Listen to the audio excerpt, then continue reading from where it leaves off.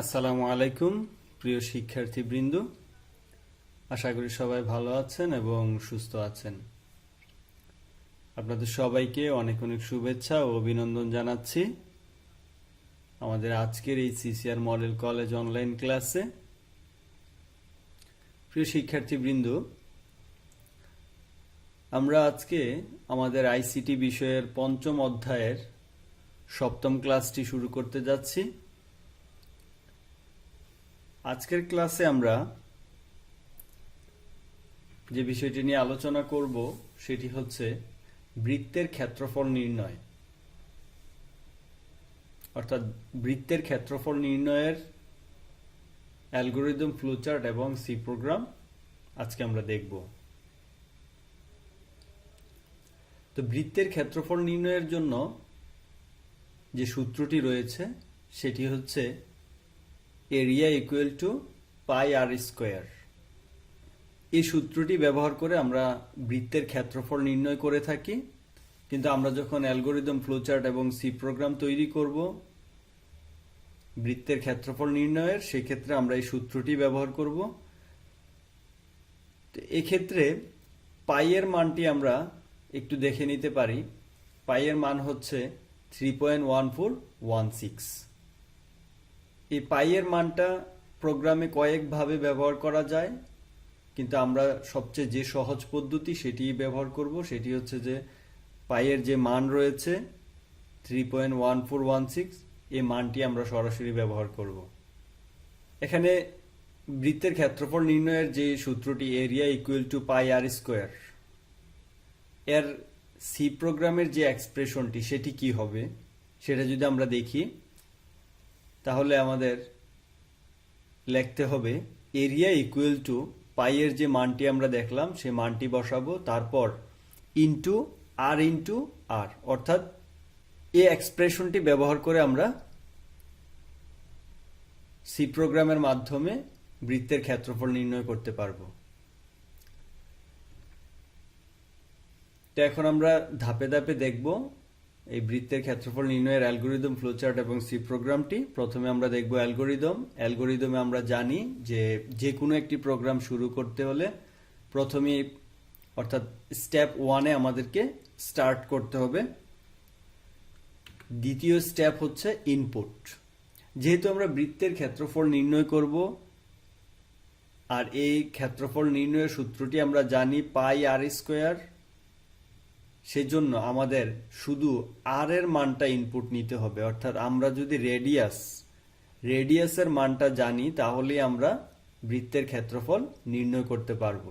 সেজন্য শুধু রেডিয়াসের মানটা আমাদের প্রয়োজন। আর এই রেডিয়াস বোঝানোর জন্য এক্ষেত্রে একটি ভেরিয়েবল, অর্থাৎ আর নামক একটি ভেরিয়েবল আমি এখানে নিয়েছি।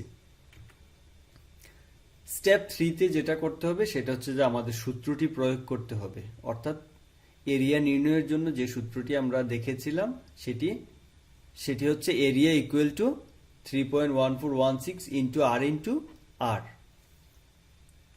আপনারা জানেন যে সি ভাষায় সরাসরি আমরা আর স্কোয়ার ব্যবহার করতে পারবো না, এক্ষেত্রে আমাদেরকে আর ব্যবহার করতে হবে। স্টেপ 4-এ আমাদেরকে প্রিন্ট করতে হবে এরিয়া, অর্থাৎ স্টেপ 3-তে যেহেতু আমরা এরিয়া নির্ণয় করতে পেরেছি, স্টেপ 4-এ এসে আমাদের কাজ হচ্ছে এই ফলাফলটি, অর্থাৎ ক্ষেত্রফলটি প্রদর্শন করা। স্টেপ 5-এ প্রোগ্রামটি শেষ করে দিতে হবে, এন্ড। এই অ্যালগরিদমের আলোকে যদি আমরা সি প্রোগ্রামটি তৈরি করি তাহলে আমরা দেখতে পাচ্ছি প্রথমে স্টার্টের জন্য আমাদের যে স্টার্ট সিম্বলটি রয়েছে সেটি নিতে হবে। তারপর হচ্ছে ইনপুট নেওয়ার জন্য ইনপুট সিম্বলটি ব্যবহার করতে হবে, এবং আর যে ভেরিয়েবলটি সেটি আমাদেরকে লিখতে হবে। তৃতীয় স্টেপে আমাদেরকে এরিয়া নির্ণয়ের যে সূত্রটি সেটি লিখতে হবে একটি প্রসেসিং সিম্বলের মধ্যে। চতুর্থ ধাপে আমাদেরকে ফলাফল প্রিন্ট করতে হবে। পঞ্চম ধাপে প্রোগ্রামটি শেষ করে দিতে হবে। তো এই হচ্ছে বৃত্তের ক্ষেত্রফল নির্ণয়ের অ্যালগরিদম এবং ফ্লোচার্ট। আমরা এখন এই অ্যালগরিদম, ফ্লোচার্টের আলোকে সি প্রোগ্রামটি তৈরি করব। তো সি প্রোগ্রাম তৈরি করার জন্য আমরা জানি যে আমাদের একটি বেসিক স্ট্রাকচার রয়েছে, সেটি আমাদের প্রথমেই লিখতে হবে, সেটি হচ্ছে #include stdio.h। আমি আবারও আপনাদেরকে স্মরণ করিয়ে দিচ্ছি যে কোনো ধরনের প্রোগ্রামে আমরা লিখি না কেন, প্রথমেই আমাদেরকে এই #include stdio.h লিখতে হবে। তারপর আমাদেরকে লিখতে হবে মেইন লেখার পর আমাদের প্রোগ্রামের যেই প্রথম সেকেন্ড ব্র্যাকেট সেটি দিতে হবে, দিয়ে তারপর ভেরিয়েবলগুলো ডিক্লেয়ার করতে হবে। তো এই ক্ষেত্রে আমাদের কি কি ভেরিয়েবল নিতে হবে? ভেরিয়েবল নিতে হবে আর এবং এরিয়া। যেহেতু আমাদের বৃত্তের ক্ষেত্রফল নির্ণয়ের ক্ষেত্রে শুধু রেডিয়াসের মানটা হলেই আমরা বৃত্তের ক্ষেত্রফল নির্ণয় করতে পারি, সেই ক্ষেত্রে শুধু একটা ভেরিয়েবলে আমাদের প্রয়োজন, এবং এই ক্ষেত্রফল নির্ণয় করে আমরা যে ফলাফলটা রাখবো সেই ফলাফল রাখার জন্য একটি ভেরিয়েবল প্রয়োজন, সেটা আমরা এখানে লিখেছি এরিয়া। আর দুটি ভেরিয়েবলের ডেটা টাইপে আমি রেখেছি ফ্লোট টাইপে, যাতে করে ভগ্নাংশ টাইপের সংখ্যা আসলেও কোনো ধরনের সমস্যা না হয়। তো এই হচ্ছে ভেরিয়েবল ডিক্লেয়ার করা হয়ে গেল।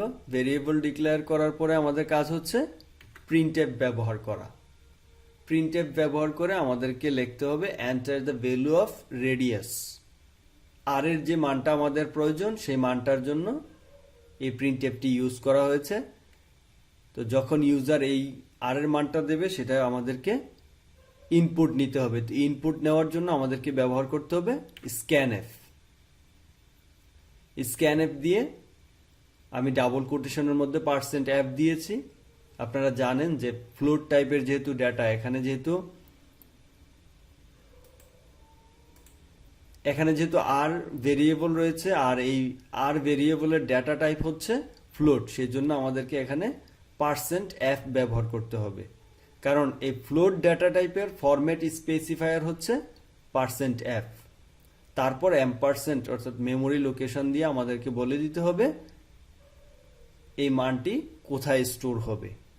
তো ইনপুট নেওয়ার কাজ হয়ে গেল। তারপর আমাদের যেটা করতে হবে সেটা হচ্ছে যে আমাদের প্রসেসিংয়ে গিয়ে আমাদেরকে এরিয়া ইকুয়াল টু পাইয়ের মানটা দিতে হবে, পাইয়ের মান দিয়ে r দিতে হবে। তো এরিয়া নির্ণয় হয়ে যাওয়ার পর আমাদেরকে প্রিন্টএফ দিয়ে এই ফলাফলটা প্রদর্শন করতে হবে। তো প্রিন্টএফ দিয়ে এখানে আমি লিখে দিয়েছি the area of circle is equal to %f, এবং এখানে ভেরিয়েবল এর নাম লিখে দিয়েছি যেই ভেরিয়েবল থেকে মানটা প্রিন্ট করা হবে। তো ফলাফল প্রদর্শন করা হয়ে গেছে। তারপর আমাদেরকে প্রোগ্রামটি শেষ করে দিতে হবে। শেষ করার জন্য আমরা জানি আমাদের ক্লোজিং সেকেন্ড ব্র্যাকেটটি ব্যবহার করতে হয়। তো এটি হচ্ছে বৃত্তের ক্ষেত্রফল নির্ণয় করার সি প্রোগ্রাম। তো প্রিয় শিক্ষার্থীবৃন্দ, আমরা এখানে বৃত্তের ক্ষেত্রফল নির্ণয়ের সূত্রটি দেখেছি, এবং এই সূত্রটি প্রয়োগ করে আমরা অ্যালগোরিদম, ফ্লোচার্ট এবং সি প্রোগ্রাম তৈরি করেছি। ঠিক একই রকম ভাবে আয়তক্ষেত্রের ক্ষেত্রফল, বর্গক্ষেত্রের ক্ষেত্রফল, তারপর ত্রিভুজের ক্ষেত্রফল, এই জিনিসগুলোর ক্ষেত্রফল নির্ণয়ের জন্য অ্যালগোরিদম, ফ্লোচার্ট এবং সি প্রোগ্রাম আপনারা খুব সহজেই তৈরি করতে পারেন। সেক্ষেত্রে কিছু কিছু জিনিসের পরিবর্তন আসবে, যেমন ভেরিয়েবল ডিক্লেয়ারের ক্ষেত্রে একটা বিষয় আপনাকে চিন্তা করতে হবে যে আপনার কয়টা ভেরিয়েবল প্রয়োজন। যেমন বৃত্তের ক্ষেত্রফল নির্ণয়ের ক্ষেত্রে আমাদের ভেরিয়েবলের প্রয়োজন হয়েছিল একটি, অর্থাৎ ইনপুট নেওয়ার জন্য ভেরিয়েবলের প্রয়োজন হয়েছিল একটি, আর সেটি হচ্ছে শুধু আর। আমরা যদি ত্রিভুজের ক্ষেত্রফলের কথা চিন্তা করি, তাহলে ত্রিভুজের ক্ষেত্রফল নির্ণয়ের সূত্রটি হচ্ছে হাফ ইন্টু ভূমি ইন্টু উচ্চতা। সেই ক্ষেত্রে আমাদের ভেরিয়েবল কয়টি লাগবে? এখানে area equal to half into base into height. তো এক্ষেত্রে দুটি ভেরিয়েবল কিন্তু আমাদের প্রয়োজন হচ্ছে, অর্থাৎ দুটি ভেরিয়েবলের মান আমাদের নিতে হবে। বেস এবং হাইট এই দুটি জিনিসের মান নিতে হবে, সেজন্য এখানে দুটি ভেরিয়েবল প্রয়োজন। তো ত্রিভুজের ক্ষেত্রফল নির্ণয়ের ক্ষেত্রে ভেরিয়েবল এরিয়া সহ তিনটি ভেরিয়েবল ডিক্লেয়ার করতে হবে এবং প্রসেসিংয়ে এই সূত্রটি ব্যবহার করতে হবে। তারপর যদি আমরা আয়তক্ষেত্রের ক্ষেত্রফলের কথা চিন্তা করি, তাহলে আয়তক্ষেত্রের ক্ষেত্রফল নির্ণয়ের সূত্রটি হচ্ছে area equal two length into width. আমরা জানি যে আয়তক্ষেত্রের ক্ষেত্রফলের সূত্র হচ্ছে দৈর্ঘ্য গুণ প্রস্থ। তো এক্ষেত্রে দেখেন কয়টি ভেরিয়েবলের প্রয়োজন হচ্ছে, ইনপুট নিতে হবে দুটি ভেরিয়েবল, যেমন লেন্থ এবং উইডথ, এই দুটির মান আমাদেরকে ইনপুট নিতে হবে। আর ইনপুট নিয়ে এই এরিয়া নামক ভেরিয়েবলের মধ্যে রাখতে হবে, সেক্ষেত্রে তিনটি ভেরিয়েবল ব্যবহার করা হবে। আর ত্রিভুজের ক্ষেত্রফল নির্ণয়ের ক্ষেত্রেও তিনটি ভেরিয়েবল লাগবে, কিন্তু বৃত্তের ক্ষেত্রফল নির্ণয়ে আমাদেরকে শুধু একটি ভেরিয়েবল ব্যবহার করতে হয়েছে। তো প্রিয় শিক্ষার্থীবৃন্দ, আশা করি বুঝতে পেরেছেন এবং এই নিয়মেই অন্যান্য যে জিনিসগুলো রয়েছে যেমন আয়তক্ষেত্র, বর্গক্ষেত্র, তারপর ত্রিভুজের ক্ষেত্রফল, এই জিনিসগুলোর ক্ষেত্রফল নির্ণয়ের অ্যালগোরিদম, ফ্লোচার্ট এবং সি প্রোগ্রাম আপনারা নিজেরা প্র্যাকটিস করবেন। ইনশাল্লাহ পরবর্তী ভিডিওতে আরো নতুন কোনো একটি টপিক নিয়ে আলোচনা করা হবে। ততক্ষণ পর্যন্ত ভালো থাকেন এবং সুস্থ থাকেন। আল্লাহ হাফেজ। আসসালামু আলাইকুম।